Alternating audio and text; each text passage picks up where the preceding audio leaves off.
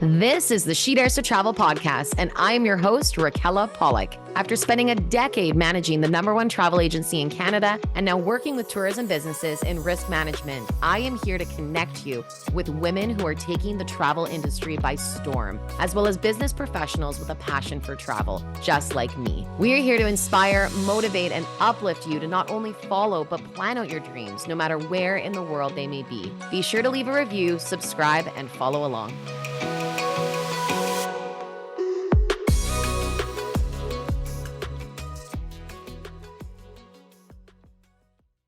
When it comes to beautiful British Columbia, Vancouver Island is definitely one place to put high on your bucket list.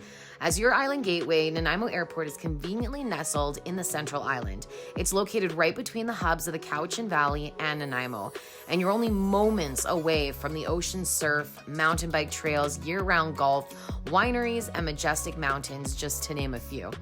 The air terminal building has more than tripled in size over the years thanks to many projects that have taken place and a 20-year expansion plan for the building. And super fun fact, did you know that Nanaimo Airport actually started out as a base for the Royal Canadian Air Force? It was for glider pilot training facilities and wartime emergency airfield. And now more than 80 years later, it's a regional airport that's connecting Vancouver Island to the world. So definitely put Nanaimo Airport on your next destination list when you go to Vancouver Island. So go get outside and explore. Hello, all you daredevils. We are back with another inspiring story today. And we have a guest that is seriously, and I say seriously, very seriously, no joke, when it comes to daring to travel. Allison Fleece is with us today. She is co-founder and chief adventurer from Whoa Travel, a women-powered adventure and hiking trip company. And Allison joins us today to share all about her journey in tourism, from meeting her co-founder, Danielle Thornton, when planning a trip to hike Kilimanjaro, to then leaving their careers, which were in international education and advertising, to follow their passion of creating a women-led adventure company, Whoa Travel. In 2013, this idea took off, and they are so proud to have grown their team, including a furry mascot, and visit over 67 countries collectively and hike Kilimanjaro over 10 times and counting. I'm sure the number might be higher by now.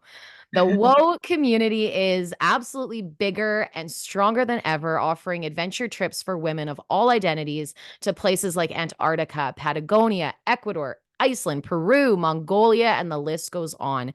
And their motto that I absolutely love is that strong women lift each other up. So if you are wanting to travel, explore, hike, or just dance with somebody, then you have absolutely found a home with Whoa Travel. Allison, thank you so much for sharing your story with us today. Thank you for having me. Hi, everybody. So happy to have you here. So have you guys both hiked, or gals rather, both hiked Kilimanjaro more than 10 times? I've hiked 9 times and she Oh, hiked 5 times. So collectively, I guess we're at 14, but she's set to go wow. back in like 2 months. So Unreal. Oh, yeah. I want to dive all into that and just everything about that. But where are you joining us from today? Where are you right Yeah. now? So I am based in Jersey City, New Jersey. Represent Jersey. Um, a smaller city right across from Manhattan. Nice. Yeah, and this is where we do a lot of our HQ work, but we are a Mhm. very remote team. So we have a lot of our team dialing from all different zip codes and time zones. Awesome. And where is Danielle typically based? Jersey as well? Danielle was based in Jersey City, and now she is in Munich, Germany. Oh, So quite the really, change. yeah, exactly. Cool. Very cool. So tell us a bit about yourself. Have you always been in Jersey growing up? Did you always have such a passion for travel? Yeah. So I actually grew up in Michigan, Mhm. and I was a very outdoorsy kid. And I wouldn't say that we were a huge traveling family. My parents did have a cottage up on one of the Great Lakes, and I spent my summers chasing frogs in the ponds and swimming in the ocean, sorry, the lake, which looks like an ocean because it's so big. So big. Um, and yeah, definitely was an outdoorsy child, but I would say I really discovered my love for adventuring and travel when I studied abroad in college. And I had really wonderful parents that fostered that sort of curiosity, and wanting to study abroad was definitely top of mind and a Yeah. priority for me when I was choosing where to go to university. Yeah. And where was it that you were studying? So funny enough, I went to an all women's college called St. Mary's. It's St. Mary's at Notre Dame. It's in South Bend, Indiana, and it's an all women's school, and it's just very I don't know if it's a coincidence or if it was like written in the stars that I would one day be running an all women adventure company. But I definitely got a lot of my foundation from an all female education in some of my formative years. Wow. That is very serendipitous for sure. Very. Yeah, Where, yeah. so, and what were you studying when you were there? So I studied marketing and international business, so very fitting for what I'm doing now. And while I loved my college experience and learned a lot, I do think that a lot of what I learned in business was by doing and like getting out into the field and like flexing those muscles and really doing it, versus like balance sheets and profit and loss statements in my accounting classes. Yeah, that's not fun. Yeah. Not fun. So then how did the switch? I know we talked a bit about it happening with when you met Danielle. Did you meet her through the school or how did you guys meet? Yeah, so I was 27 at the time, and I it was January 1st, so very it's one of those New Year's, you're looking ahead to what you kind of want to Mhm. achieve in the year ahead. And I had just returned from a safari in Tanzania. And I remember when I Mm. was there, I saw the mountain come out. I saw Kilimanjaro peek out from the clouds as I was leaving. And I was like, oh, I want to come back and climb this mountain. And I was never again like going off of what I said earlier, like I was definitely an outdoorsy child, but I grew up in Michigan, which is very flat. So I wasn't like around mountains, but I just had this desire to push myself. I was a runner in high school and college. So I loved challenges and kind of working towards a goal. And so I remember seeing the mountain and being like, I'm gonna come back in a year from now and climb. So of course on January 1st, I sent an email to all my intrepid friends, both male and female, and it was like, I'm going to Kilimanjaro in a year from now. Who's coming with me? Oh, And um one no, I would say like maybe 10 people responded, and it happened to be all my female friends and like acquaintances. And one of the people that was joining, like she was one of the ones to immediately say yes. She was like, "Do you mind if I extend it to some more people in my friend group?" mm, And that happened to be Danielle. So a friend of a friend, is kind of our connection. And yeah. anyway, so we ended up being a group of all women to go to Kilimanjaro, and the same way that people kind of tie a charity or fundraising into like a marathon or a triathlon, we did the same thing for our climb. We very organically got connected to a women's vocational school at the base of Mm, Kilimanjaro. And we had a fundraising goal for their programming. And we yeah. thought it would be really cool to like visit the school and get to know the women after our climb. So we there were 10 of us that ended up going, and all 10 of us summited on the Wow. same day. We all summited together, and then we found out later that we had raised enough money. We reached our fundraising goal the same day we reached the summit of Oh Kilimanjaro. my God, that's wild. There's Wow. two like goals that you're achieving, all in Yeah. support of women Mhm. coming together to help each other achieve both a physical and mental goal. It just felt very right. And Yeah. when we got off the mountain, Danielle and I were especially moved by, I mean, everybody was moved by the experience, Mhm. but I think we were definitely at that point in our life where we were looking for something. And so we were physically back in our New York City jobs. Yeah. But our minds were definitely still on Kilimanjaro, and we were calculating how can we figure out how to like do that again and recreate that experience and share it with more women, but maybe do it in different regions. Maybe it doesn't just have to be Kilimanjaro. And that's really how the Mm. idea for Woe was born. Wow. And does "whoa" stand for anything or it's "whoa" like the actual whoa moment? Yeah, I mean, I think that's kind of like it does stand for Women High on Adventure, but Okay.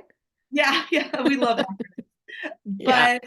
but I think that it also speaks to the word that is probably most used on our adventures, from the moment that somebody walks into the dining area at a welcome dinner and they see all the Mm. beautiful like swag and gifts that we've given them, and like they walk in and it's like, whoa. So like that very first, beautiful viewpoint that they achieved, they got to see Yeah. that viewpoint because they walked up that mountain.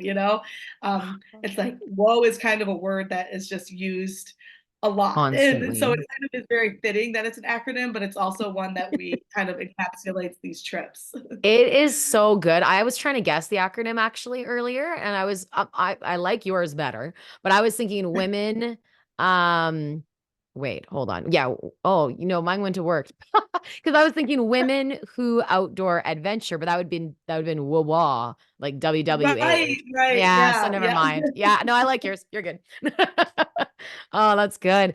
It's so incredible and amazing. And you're right. When you have these goals and when you have a bunch of people together going towards a common goal and having that feeling, it's next level. Absolutely next level. So it's incredible that both of you acted on it and wanted to recreate it, and now you really are living your dream to be able to do that constantly. It's so cool. You should be very proud of yourselves. Absolutely. So Thank with you. the travels that you have done, where have you been? Where have you gone and seen and adventured to? Wow. Yeah. So I just returned from my seventh continent. Ooh. So before, yeah, yeah. So Danielle's been to all seven a long time ago, and I just reached Antarctica Oh, earlier amazing. in December. We took a group of 44, and it was really incredible. It's an incredible operation that the Antarctic explorers put on, and I felt very lucky to be there. It was a very humbling experience. It's Mm, a vast wilderness down there, and you feel very insignificant when you're among these ginormous glaciers and these calving glaciers where they're coming down and they're like going into the water, and you're just like, whoa, like they could create these huge waves just by fall. It's like it's wow. it, it's really, and the marine life, the wildlife down there is so, it's so incredible. So anyway, that's just a very relevant and timely Yes. update. But you know, I would say, because people ask, like, do you ever get tired of doing the same trip over and over again? And don't you get tired of hiking Kilimanjaro 9 times? And it's like, no, every time you're with a new group of people, and Mm, how lucky to be able to do a once in a lifetime trip like Kilimanjaro so many times, because the mm, things I observe, the things I notice that I didn't notice the first time because I was just in survival mode the first time I was doing it, trying to, mhm. because I didn't know what to expect. So I was like, oh, okay, well, I am able, I wanted to make it to the summit. So I was just Yeah. kind of like, let's just do this. Let's put one foot in the other, which oftentimes is the case. And I think it's like a testament to be more present the first time Mm, around. That's kind of what I've learned, because I have been able to go back to these places so luckily, but that's not everyone's experience, of course. yeah. So it kind of reminded me to just try to be as present as possible. The first time you go, and which is what I really tried to exercise when I went to Antarctica. But I would say that these hiking expeditions are the thing that really fills my cup. Um, to be out in nature, to be taking on a physical challenge with a group of women, supporting each other, being really vulnerable with each other, sharing.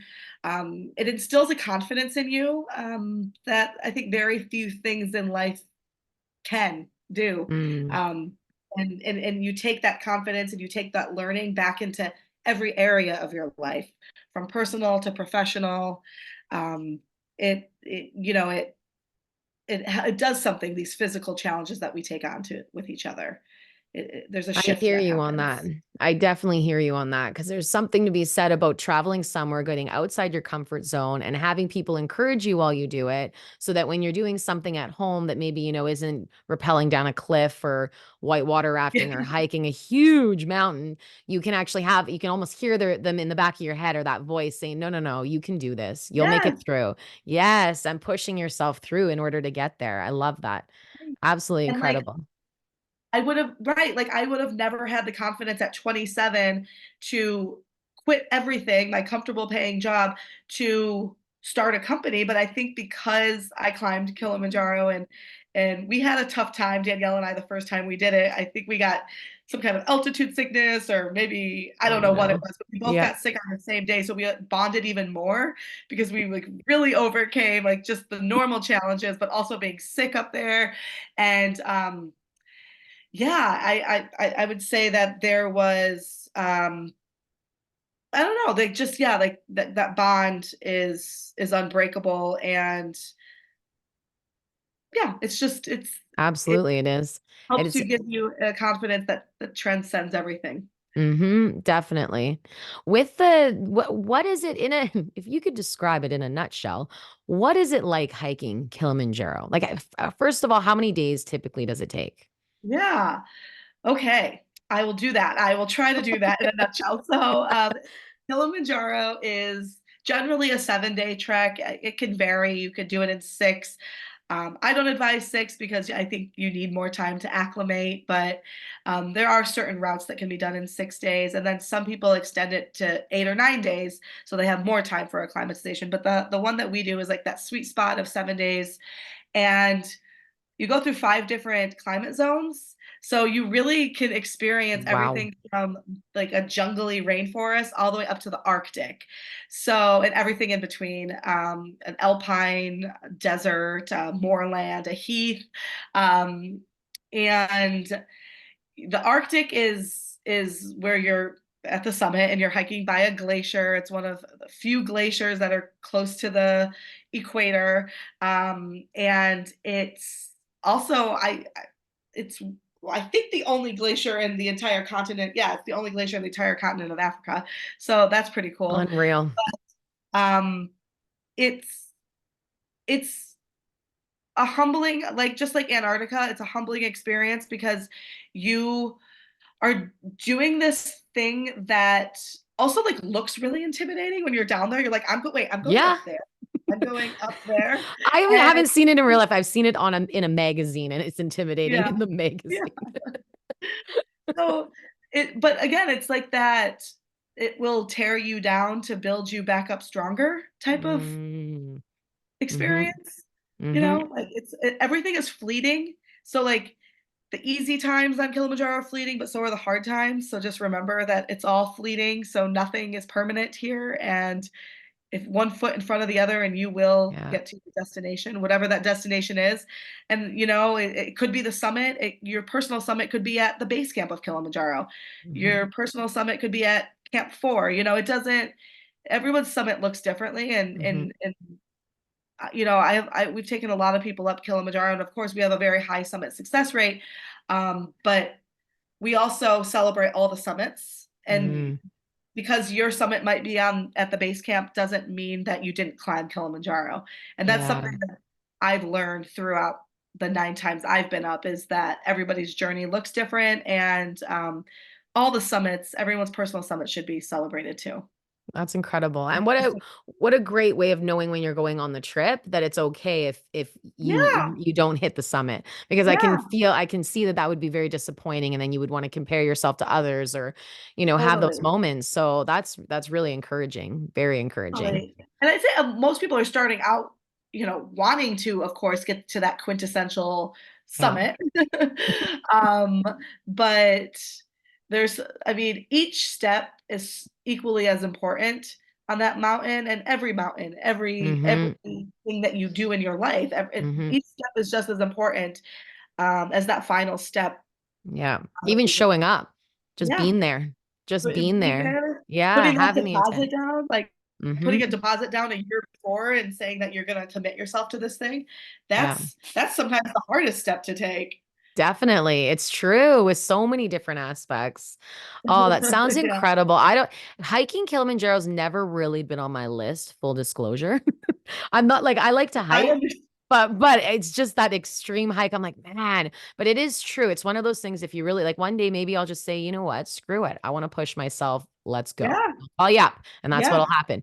So with the that's the different like with the different travels, we've got of course Antarctica, we've got Kilimanjaro. What other places would you say have been your top or favorite? I know it's so hard to pick favorites. Yeah, this is a tough one. Mm-hmm. So I would say that, so we used to do a summit of Mount Elbrus in Russia. And Oh. this is a region of Russia that just indefinitely has a level 4 travel warning for various reasons. A lot of it's political. There really isn't any like tension going on.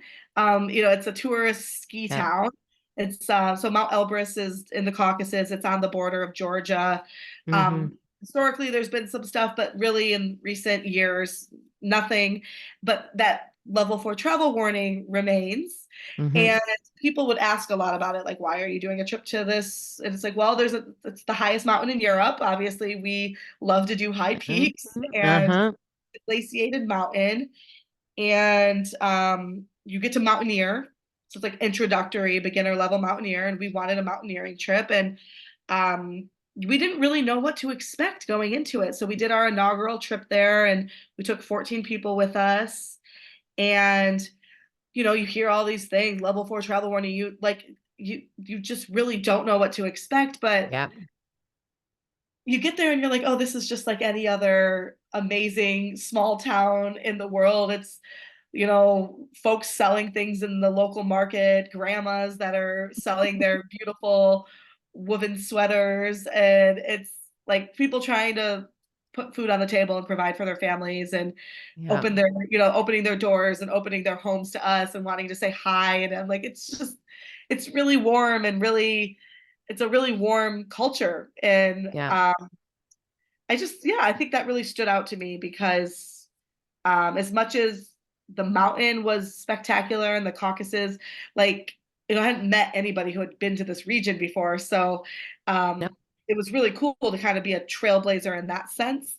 Yeah. And I think the mountains were equally as impressive as the cultural side of it. Mm. And just being open to these things. Obviously, you have to be a smart traveler, and we're not telling people to go into level 4 travel zones all the time, but Yeah. you have to also, like, use your head and Yeah. talk to your local partners, Hmm. figure out what is the real situation on the ground, because that's not always what the media, it's not always what the news, it's not always what the State Department even is like saying. So 100%. Yes. like, yeah, like utilize those local resources. And Yeah. but Reach out. yeah, Reach that out was a place. direct. Hmm. Yeah, exactly. Reach out direct, go direct, like talk to people on the ground. They're the ones who can really give you the most Hmm. realistic picture of what's going on. Would you say that something like that you would classify as like your most daring adventure that you've had? Ooh, gosh. I've had some daring adventures, not all of them as woe trips. Okay. Obviously, I love to do this from a professional standpoint, but I do take personal adventures as well. Um, Yeah, I mean, that was definitely one of them. I would think like Everest Base Camp was like another one, Mm. just because you're flying those really small planes into Lukla, which is a scary airport. It's a really small landing strip in the Himalayas. Also, just that one is a long trek. So being on a 13ish day trek is a long time to be out in the elements, and so that one stands out. And even some adventures that I've taken with my husband have been pretty daring. Like this is one of my favorite moments that I've experienced adventuring, is we went to New Zealand during their winter to go skiing for our honeymoon. And there's so many lessons in this story. So I I just assumed that when we booked a hotel called the Cardrona Hotel, a very iconic and old historical hotel in New Zealand, I figured, well, the Cardrona ski resort and the hotel must be connected, or there must be like a shuttle bus that takes you from the hotel to the ski slopes. And this is totally me coming in with my American lens, assuming that another country does it the way that America does. Okay, so there was Mhm. where I was totally in the wrong and should not have assumed anything. So, we get there, we check our bags, we're like, let's go to the mountain. And can we get a shuttle? They're like, there's no shuttles. And we're like miles away from the mountain. Oh And no. so we're like, okay. So we're like, oh, taxi driver, don't leave us yet. Can you drive us to the mountain? He's like, well, I don't have chains on my tires. I can't. And their ski resorts are like at the tops of the mountain. So it's not Oh like my God. bars where you drive up, you park a car, and then you get on a gondola to go up. Like you have to drive up the mountain. And so we're like, okay, he's like, but I could drop you off at the parking lot and there'll be a bus from there that'll take you. And I was like, okay, what's the distance? And he's like, 2.5 miles. Well, okay, that's great. So he drives us 2.5 miles to the parking lot. We wait around, we get on a bus, we get up there, we rent our skis, we go skiing, we come back down, and we're like, we have no idea how we're getting back to this Cardrona hotel, but we'll figure it out. I'm sure somebody, like, there'll be a bus or something, I'm sure, at that hour. And sure enough, we get back down the mountain when it's time to go, and nope, there's nothing that will take us back to this hotel. So we're like, okay, we're gonna hike or walk on this road for 2.5 miles, which Oh doesn't my actually, it's God. not that far, but it's also like we've got our big clunky winter boots on at this point, and thank God we did not have our skis with us. Oh my gosh, Oh yeah. that could have been even more disastrous. So we start walking and I was like, this is fun. Like, and then, a half hour goes by and I'm like, this is less fun. We're on like a very muddy dirt road.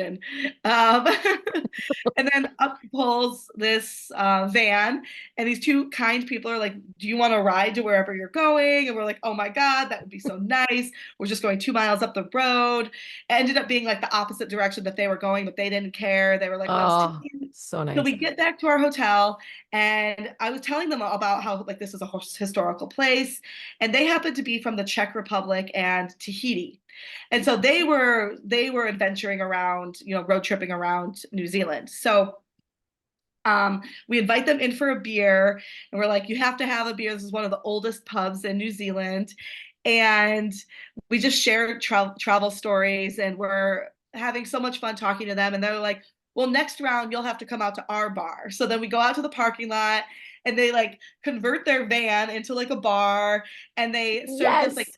Tahitian rum that they had just brought back from Tahiti, and they had all these like snacks laid out, and it was just like the most Oh, authentic raw travel experience. And some people might be scared to get in like a car with strangers, but I just genuinely think that people are good. yeah. And like, of course, like, use your, if you get a bad vibe, like, go with that gut feeling, but also know Hmm. that like the world is genuinely, like, I think, a safe space, and people are, I mean, good, like Yeah. they wanted to help us. I knew they wanted to help us, and it ended up being one of my favorite travel moments that just stands out as like a authentically raw human connection. Yeah. Those are so incredible when traveling because usually a lot of travelers go out and they are in it for the same experience.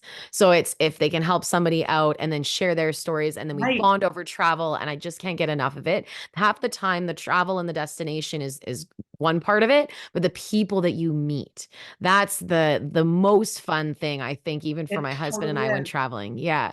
We've just had a Yeah. blast. That story is incredible. Do you still stay in contact with them? No, we don't, but we do have them on WhatsApp. So I mean, Okay. I Yeah. could reach out. The pandemic happened like right after our honeymoon, so I feel like all my travel connections, kind of all my big dreams and plans for what I was gonna do the next year, like, imploded. But Totally. Yeah. yeah, they're Oh, still in our WhatsApp.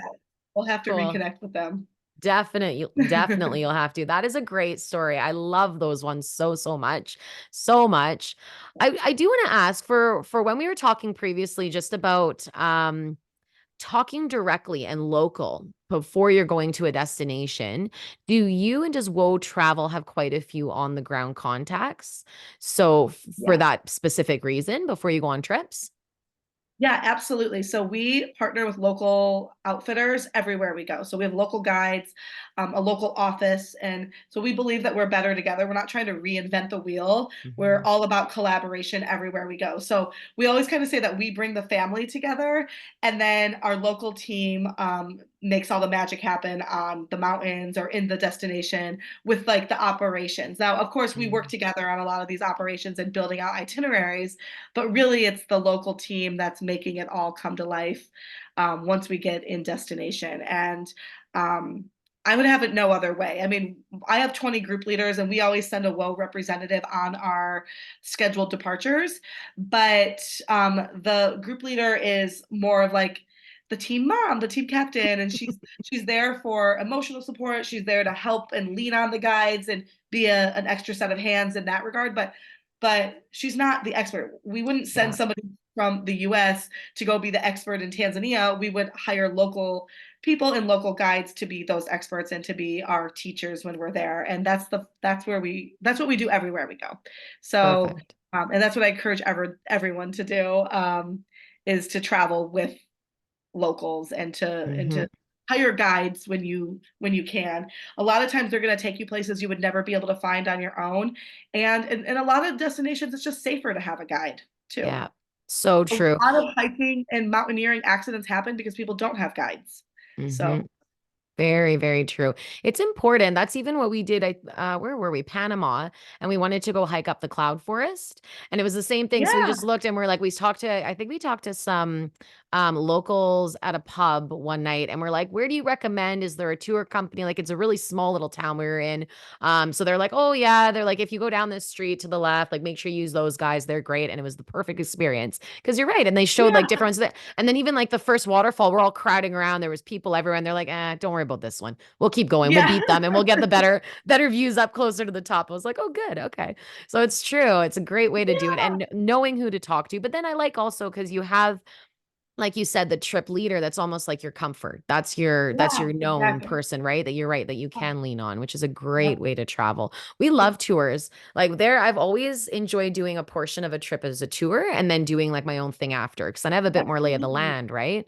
Yeah. Absolutely. And we encourage people maximize their international flights. It's better for the environment Mhm. to use that one Mhm. flight versus like flying somewhere multiple times. And while you're over there, like extend, do some add-ons, like go to a different country, like within that same region, and just really maximize that international flight while you're over there. We Yeah. encourage our leaders to do the same. And yeah, and back to the guides and hiring local guides. We always try to hire local female guides when we can. But and it's amazing in 10 years since WO started, we're seeing so many more female guides in a lot of the destinations we've been going to for the last decade. And it's really like there's definitely a shift and a change happening, which we love to be a part Mhm. support. But it's also helping to stimulate the local economy, which is like what we want our tourism dollars to do. We want travel, we want adventure travel to be a force for good Yeah. in a force for change in the world. And so yeah, Love it. I think I love that that's something that you practice as well. Very much. And I do agree with you. There is a sort of well, not sort of. There is a women's empowerment movement that I feel is happening and it's a lot more I think because of COVID and just coming out of our shell or really sitting down and finding out who we are and figuring out what it is we want out of our life. And it's so important because just like you said and we were talking about earlier, you just got to show up. You just got to do it. You got to take the first step in whatever it Yep. is you want to do because we only have this one life and life is short. So how do we want to be remembered? What's our legacy? What do we want to do? Oh, Yep. love it. Love it. Love it. Absolutely. So with you and Danielle starting the company 2013, what do you think your biggest learning curve was in the first year and a bit of switching careers, starting new completely? Oh goodness. So, I mean, you don't know what you don't know. So Mhm. there was a lot that we didn't know. And I would say if I had to rewind 10 years, Yes. um, you know, I would say that our biggest learning was we so be like say yes to opportunities when they come up and don't be afraid to take those leaps and to take, like that was definitely like a lot of the Mm. gamble paid off. And we had this gut instinct that like we were on the right path, and any kind of debt we were getting into or any kind of risk we were taking was going to be one that paid off for sure. But also, to not be afraid to shift and pivot when things aren't right. So, like, I think, when we first started, we had one company that we worked with as our local operator in Tanzania, our local outfitter. And they did a great job, but I think, we were looking for something different and something more. And then we found another Mm, one and they were okay, but then there were some weird things. So we were like, so we just kept we didn't settle. And I think that that was a learning too, was I think we sometimes could get scared of the change. Like, oh my gosh, but we've hiked 2 times with this company already. How are we going to shift? And it was like, no, like don't settle just because you've been with them for 2 climbs. Like that's nothing, right? Now yeah. we've done like dozens and dozens. I mean, maybe hundreds. I don't even know how many climbs we've done in 10 years. Probably close to probably over 100 Kilimanjaro climbs. So Unreal. like like two is nothing, you don't want to just settle and so don't be afraid to shift and to pivot to make sure that you're upholding who you are and your values. Um, Mm, because the other way isn't going to be sustainable. It's going to come to a head anyway. So yeah. might as well stay ahead of that. And so we ended up like going through probably like 4 partners before we really truly found the one that is our soulmate partner. And Oh, it's a woman founded, woman run company, which is hard to find in Tanzania and on mhm. Kilimanjaro. So, yeah, I Cool. think that that's one of the learnings was just it's, instinct. We didn't want to ruffle any feathers and stuff, but it's Yeah, okay to do that. You have to do that for your absolutely. brand and for your business. And especially when it's supporting your vision and it's aligning with you. So Yeah. whoever is out there is an extension of what you're doing, which is true. I think that's great advice for anybody looking to start out in business or do something different or change. Great advice. I know you're pretty biased, but I got to ask, what do you think's the most unique and special thing about your company? Oh, I think the most unique or special thing about Woe is probably our community. I Mm, am obsessed with our community, and I think that there's just something very special and authentic about our style of travel and being true to who we are and being unwavering in our convictions and putting out into the universe who we are and that we aren't for everyone, we're not mhm. going to be for everyone and that's okay. Yep. And our community picks up what we put down and they're intentionally choosing a sustainable and a responsible and a mindful way of traveling that you can go online and you can always find a cheaper option. Of course, we're never going to be the cheapest. We don't want to be the cheapest. Usually, the cheapest comes at the expense of someone local on the ground Yep. who deserves to be paid the most, in our opinion. Um, so, the fact that we have this community that is so loyal, and the conversations and the bonds and the connections that happen on these trips and the lifelong friendships, I just think is so special, so unique. I think it sets us apart. And yeah, I can't say enough about how, when you, and then I guess this is more advice laced into this, but Mhm, mhm. when you speak to everyone, you speak to no one. And I think you have to have a point of Mm, view and you have to have a stance on things. And you don't have to be everything for everybody. You yeah. really shouldn't be everything for everyone, to be honest. I feel as a woman that's a really hard lesson to remember because it's so hard when you get pulled in so many directions. For men too, for all identities really. But I know for a lot of female friends that I do have, that's a conversation that does come up. It's like, how can I say no? And a big thing that I've mentioned on other podcasts before is a big lesson I learned is pretty much that. And it's you can't keep saying yes to everyone else when you're saying no to yourself because Right. that's not getting you anywhere. It's not you being Right. true to yourself, and then you're unhappy, and then trickle effect will run down, and the people around you will be unhappy too. So great Yeah. advice. Great advice. So true. So I do have a fun question for you because I Yeah. was only thinking about this now because I've been to Jersey, I've been to New York, but it was many moons ago. What is a super fun thing to do in Jersey?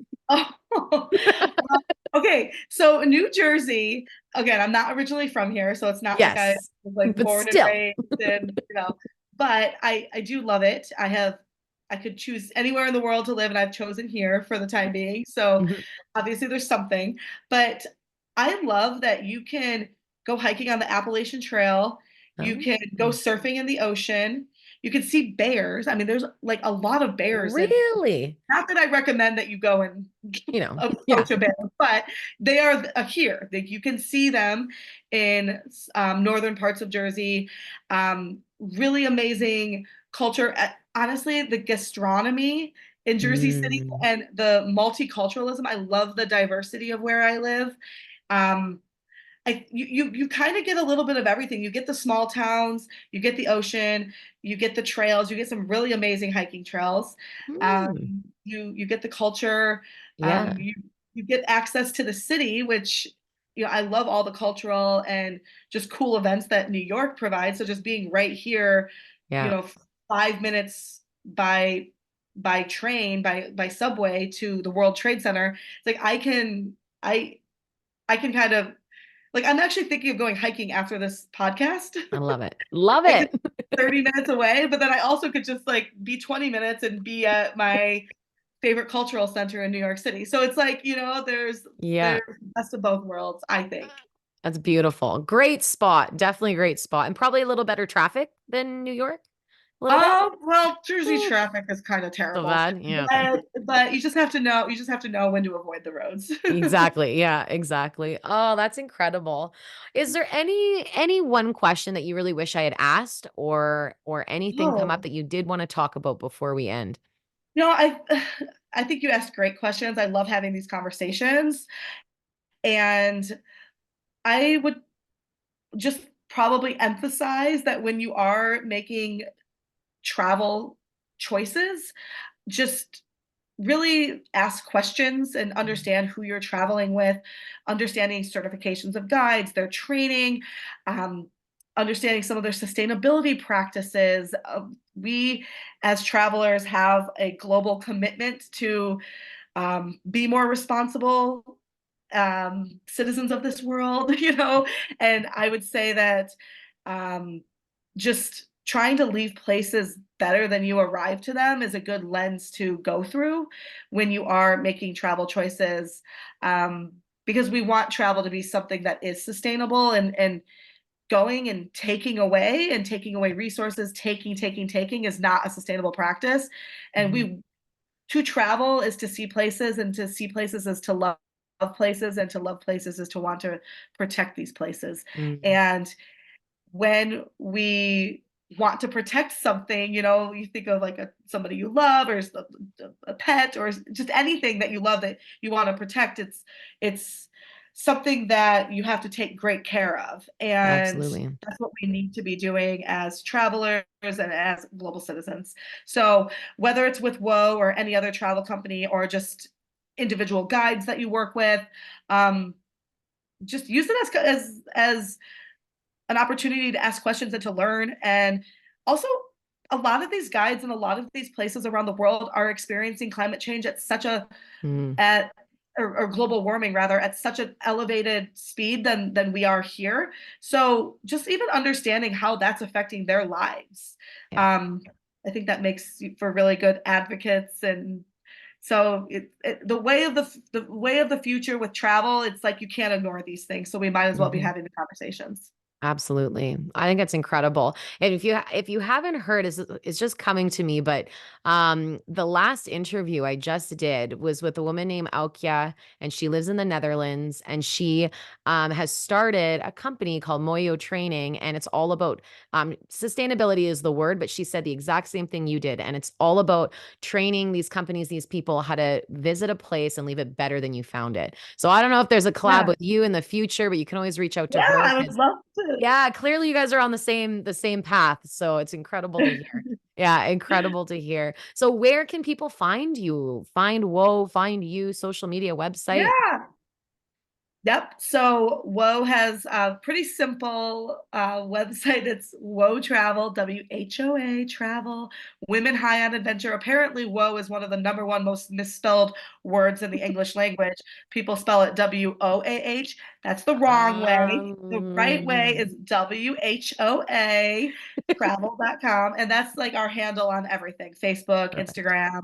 And yeah, so we'd love for you to follow us and come on an adventure, ask us questions. We're here. We have an HQ team that's really attentive on social media and on email. So if you want to email us, info@wotravel.com.